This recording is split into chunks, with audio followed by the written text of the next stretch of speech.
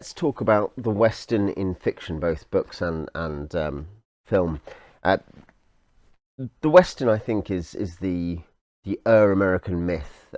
Not that it comes with the founding of America. You'd think that 1776 and all that, but actually that the idea of the pioneer frontiersman has became incredibly definitional for the American mind. The national myth, not in the sense of fake, but in the sense of this national myth, which is a self-understanding. You see in Arthur and Charlemagne and other big legendary cycles. So what I want to talk about is big Western, a short history of the Western, very short, just summary of how it emerges, some themes, how deconstruction and revision affect that, and some genre stuff as well, kind of sci-fi westerns, fantasy westerns, samurai westerns. So the first Western media in terms of books, I suppose the first Western media is rodeo shows or and things like that, but in terms of books, you've got The Virginian by Owen Wister. This stuff is happening in the 19th century. The frontier is still open. The Homestead Act is still in force. Displacement of Native Americans, wars with Native Americans are still happening. And there are, there's still great violence between settlers, range wars. This is still going on in the 19th, as the first Western fiction comes out. The first films, Tom Mix films, for instance, in the 1910s, that's happening just after 1911, after the Homestead Act has ceased to be in effect, after the frontier has been closed, America is settled, and there are figures who take part in this myth making, like Wyatt Earp, who are alive. They're major figures. You can watch films about them, loads of films about Wyatt Earp. But the point is that he helps make the myth of the West, as do other survivors. And this is interesting. It's something where you don't get the equivalent is not true of the Arthurian cycle or the Carolingian myths. The matter of Britain, the matter of France. Those are, though there's historical kernel or historical reality. Early texts, the first references to Arthur are within a few decades of his death historically. The main myth cycles we think of happen later, and they are massively elaborated and often different from history we know. In some ways, the Song of Roland, for instance, has Roland dying at Roncesvalles fighting Saracens. Roncesvalles is actually a fight between Charlemagne's rear guard and the Basques he's annoyed on his chevauchée down to fight the Moors. So you can see that's a very definitional part of the matter of France, but it is very much a national myth retelling of the matter of France. So, yes, that's the sort of potted history of the Western as it comes into our knowledge. Films being made, Hollywood making it big. It's important in the silent era. John Ford and Tom Mix, and you see, get big stars like Gary Cooper actually at the start there, or and into the 30s, where it's a dominant form of media in American filmmaking. Now, my main experience of the Western, I've read many novels, both straight Western and fantasy, sci-fi, etc. But particularly, I've seen a lot of Western films. It's maybe my most represented film genre, along with sci-fi, fantasy, I guess. And it's maybe my favourite film genre. And I think the big themes attract me. Now, I do think it's obvious, isn't it? But the big figure theme, the big person, is the gunfighter. There is the single gunfighter, the man facing down against the world. Or sometimes it's a band of gunfighters, but it's this idea of a man or men putting things to rights, and we'll talk about kind of how that's sometimes deconstructed. But a man putting things to rights. He is an avatar of justice, an avatar at some level of human goodness, of righteousness. He may well be roguish in some ways, but the point is that he is, for the bad guy, he is Nemesis, and that's an incredibly strong theme. Most westerns of that period, of the great first half of that, and since, have focused around the gunfighter and the gunfight. Not all. You have some which are different or subtler in terms of kind of who the main characters are. Gunfighter can include, by the way, soldier. Think about the John Ford's cavalry trilogy. Soldiers there are, or John Wayne is the hero as a soldier. But think of The Searchers, think of Stagecoach, think of High Noon, think of The Virginian. To both films and the TV series, or both of the famous films at least, John McCrea and Gary Cooper, both very good versions. The gunfighter is this key figure, and the gunfighter is, I suppose, masculine, meant to be masculine virtue personified, courageous, gentle to women, um, honourable, seeking justice, not backing down from a fight, funny preferably, and this is the iconic figure. When you see Rogers Lasny or Stephen King having cowboys with knights with guns, basically, your Stevens and your Stephen and Roland Deschaines and things like that. He merges Arthurian myth very explicitly in the Dark Tower, which I have the first Dark Tower there actually. But yeah, the point is that this is natural because the American knight is the gunfighter, the knight who has helped civilize and keep the country for women and children is the gunfighter. And there are corollary themes there. Justice and brotherhood come to mind. The idea of the Paladins of Charlemagne, the Knights of the Round Table, and the Magnificent Seven. The idea that loyalty to your brothers, often a bit of a misfit band. Rio Bravo, the Howard Hawks film, misfit band. It's Dean Martin and John Wayne and the rest, and they don't quite get on, but they kind of form a team. Or the Magnificent Seven, and they come together to fight for justice. And they're loyal to each other. Sam Peckinpah, massive theme for him is the issue of loyalty. Ride the High Country, two old friends go on one last mission, but maybe one of them isn't as sure as the other one about whether or not it's worth doing the mission. Can you make more money another way? Wild Bunch and Pat Garrett and Billy the Kid both have an ex-compatriot who's turned state. He's joined the feds and he's chasing the last remnants of the freedom and violence of the Old West. This issue of brotherhood is very, very common, and Peckinpah is maybe an exaggeration. It's a massive theme for him, but it's common. High Noon, one reason, John Wayne saw it as very un-American because it implied there was no loyalty to, I suppose to America, but to justice when the retiring marshal calls for one last posse to deal with the criminals who are going to return and take over the town. No one wants to help him, virtually no one. And I think that's the thing, that he, this is a significant theme, and it fits because it fits with this image of the gunfighter as noble and honourable. Sometimes they're solitary and they need to be, but there is also the idea that when they are paired up, you can really have a good time about this misfit band. And you see, we'll talk about this, but you see all kinds of challenges to that as well, not just Peckinpah, but all kinds of challenges to that. You also have justice, the idea that at some level the gunfight is the duel. It's the decision of justice. It tells you whose cause was right. The ambush, that's wrong, of course, but the gunfight, you're facing each other down. The good guy wins. The bad guy loses. That's the key thing. And here again, we have both the code duello, but also again this idea, the medieval myth of the knight, the chivalrous one, and the reliance in that sense, essentially on God, on a divine court to decide justice. And that's something which comes up explicitly as in that religious aspect of the code of the cowboy. So you have these really strong, resonant, epic themes which are represented thousands of times across the big films and the big novels and stuff. And then you have a reaction to that. I'd say those are some big themes. I'd say here's actually one. It's a theme, but it's a silent theme in many ways. Landscape, and a lot of this is due to it being cheap to film in South California, I guess. But the point is, not every Western is a Californian desert or Arizonan, actually California desert Western. But you have plains Westerns is the other obvious genre you think about. But the point is that the landscape, the idea there is this vast wilderness waiting to be colonized, manifest destiny, waiting to be occupied by European settlers.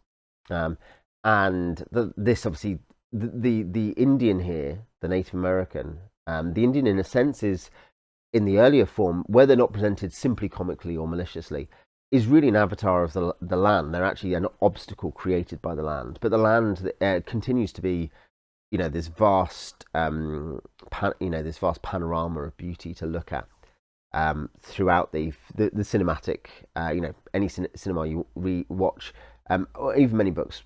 Rise of the Purple Sage by Zane Grey, very strong visual element to that book. Very beautiful country depicted in Utah. So, but you do have, of course, pushing back on that. These strong and epic themes, which are very attractive and well realised, come run into two things. One, there's always self-critique. Oxbow Lake, High Noon. There's always self-critique. Broken Arrow in the 50s, even already. Shy in Autumn by John Ford, who'd made The Iron Horse. The Iron Horse about the civilizing effect of the railway and the white man. Shy in Autumn 40 years later about the tragedy of the displacement of the Native American, and the realization that the Western actually has always included native iconography, Amerindian iconography.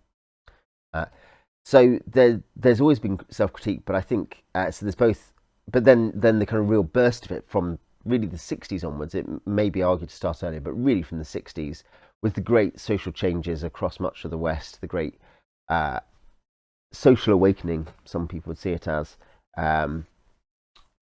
which pushes back against authority, is you have a couple of things. You have both a questioning of the history, as it were, a strict questioning of whether this was what things were really like, and what was it really like? Come on, let's be honest about what's really happened. In a sense, to say, look, the national myth is not worth lying for. And the other is a different kind of deconstruction, which is really a critical deconstruction, i.e. saying, not just is the history false, but actually there is great evil covered up by this. And you see this deconstruction in all kinds of ways. Certainly for Brotherhood, you see it deconstructed more affectionately, well, more positively. It's not deconstructed, but by Peckinpah examining the tensions and the issue of violence and civilization, and the fact that, essentially there is some degree of a Jungian thing going on there, isn't there? Archetypes and symbols about the human person and the violent side and so on. But you have Butch Cassidy and the Sundance Kid, affectionate deconstruction of the West. It still is a Brotherhood film, but saying, look, all you've got left is to die bloody. The idea that is there justice out there in the West? Was the West very nice to begin with? Ride the High Country is already saying, no, it's all miserable. Certainly, you by the time you get to, well, all kinds of things, Heaven's Gate in the 80s at least, but, you have this idea that really the West was pretty grim and unpleasant, if we're honest. And very violent, and that begins to raise other questions. When Native Americans, bear in my heart, is it the 1970s? You have a deconstruction already, as I say, from the 50s of the Amerindian, but moving perhaps first to noble savage, which there's always a presentation of in American media, but then to also to rightful possessor of the land. And it's tragic we've moved them, and increasingly too, there's genocide and evil on the white man's part here, and so you deconstruct the idea of manifest destiny and the idea that the European settlers should take over everything. There's people already there, right? You deconstruct the nature of the West as this kind of beautiful place, is ugly and violent. You deconstruct justice. Well, Unforgiven, for many people, the kind of final word on deconstruction. Deserve ain't got nothing to do with it. A seemingly good man dragged back in with a gun on his hip. It recognises that there's no justice here. This is just violence. It's just strength. Right, might makes right. Right, perhaps then, right does not make might, but might makes right. So you've lost justice. Brotherhood, the idea that increasingly, in these things, you increasingly in the revisionist period, you very, very, very rarely have close male friendship. I think this is an interesting thing, by the way. The death of close male friendship in the media is there to be studied and there to be observed and pretty obvious. But the fact that the Western valorizes it and then it significantly, not totally, but significantly disappears, represents wider changes in Western culture, in American culture and elsewhere. You also see I don't think the spaghetti Western is not actually particularly deconstructionist, but because it doesn't have the same American self-perception, and it was made in particular ways, and it's usually hyper-violent, it really matches this new taste. Actually, the Dollars trilogy is mostly about justice. There's a lot of justice. Look at, especially at A Few Dollars More. But the point is that these films they're violent, and they're about a weird, mysterious stranger who doesn't always match up with, he's not obviously just a good guy. He doesn't wear a white hat. He's cool, he's rebellious, he's anarchistic. And I think you can see there's different streams of revision. Some is less negative about the whole project and some is more negative.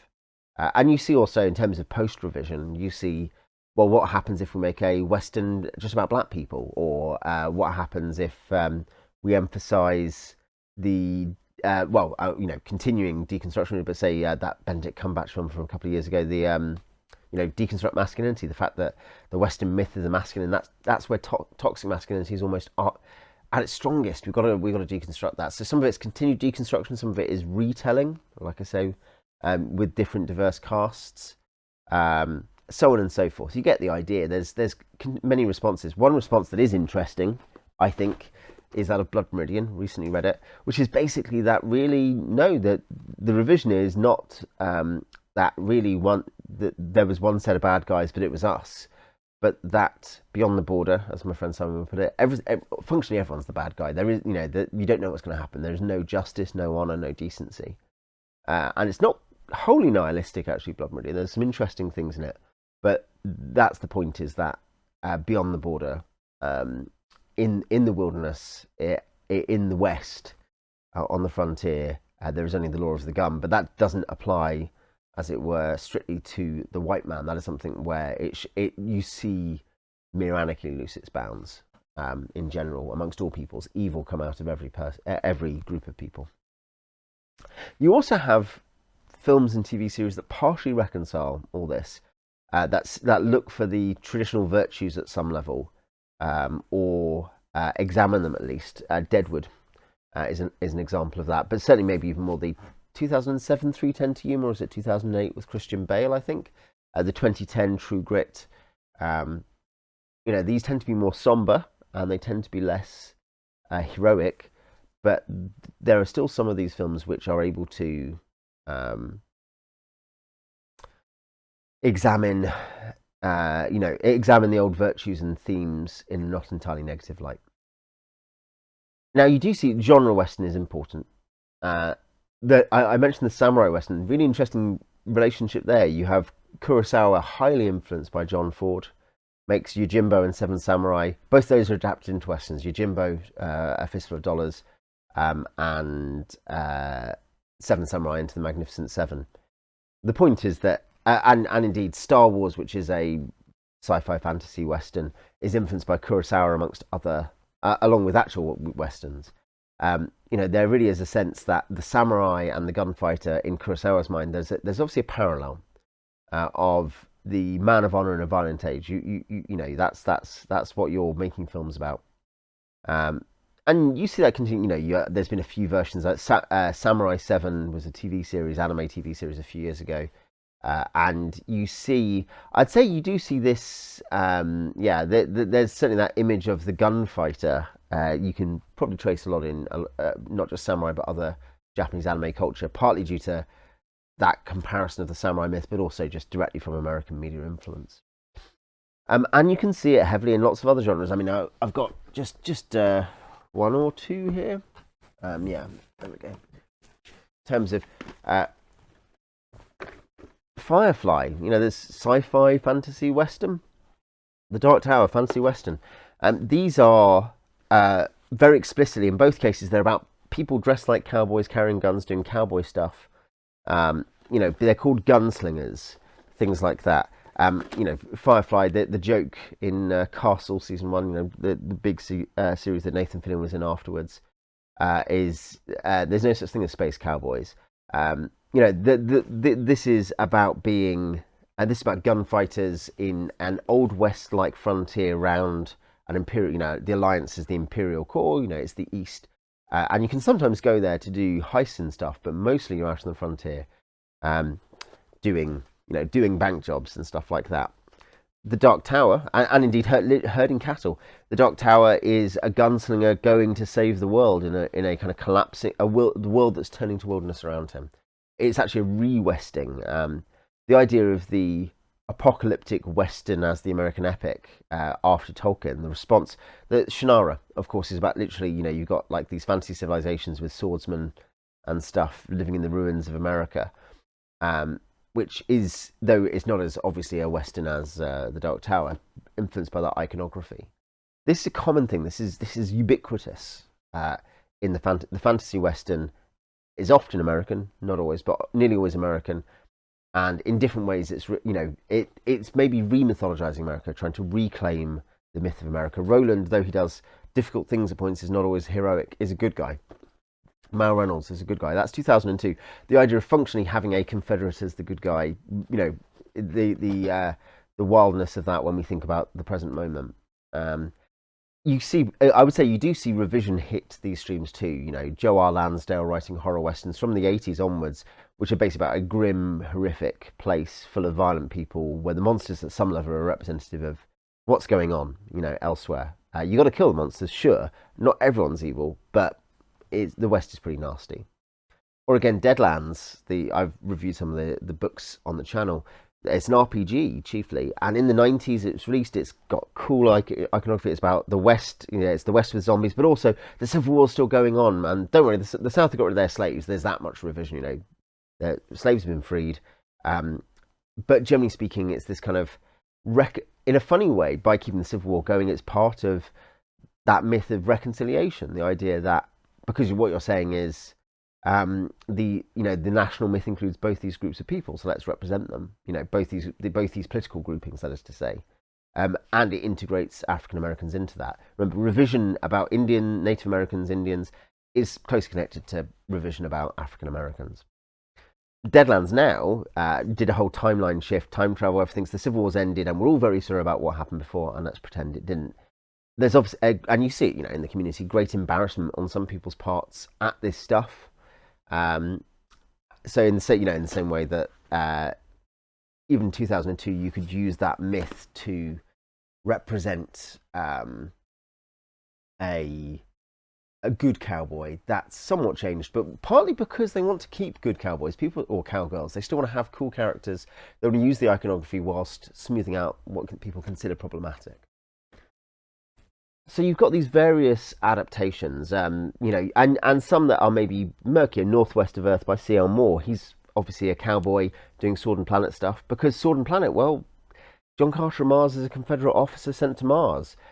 This is something which is continuous, all kinds of different styles of adaptation, as I say, literally samurai films being influenced by it, sci-fi and fantasy.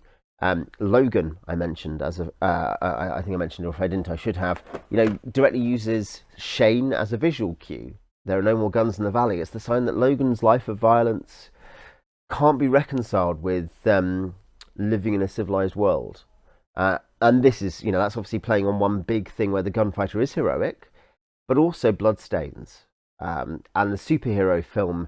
And the superhero as a kind of national myth in many ways did replace the Western. At the same time, you can see there James Mangold, who made 3:10 to Yuma, recognises that there's a parallel there, that very often the superhero is a gunfighter out to do justice with a group of friends, often in fantastic landscapes. But yeah, that's a bit of a tour of some themes and ideas and some of the history and some of the revision and responses. I love the Western. I love heroes, and I love brotherhood. I think stories about male friendship are necessary. But yeah, I want to hear what you think. You tell me in the comments. Favourite Westerns. If you've not watched Western before, watch Stagecoach and High Noon.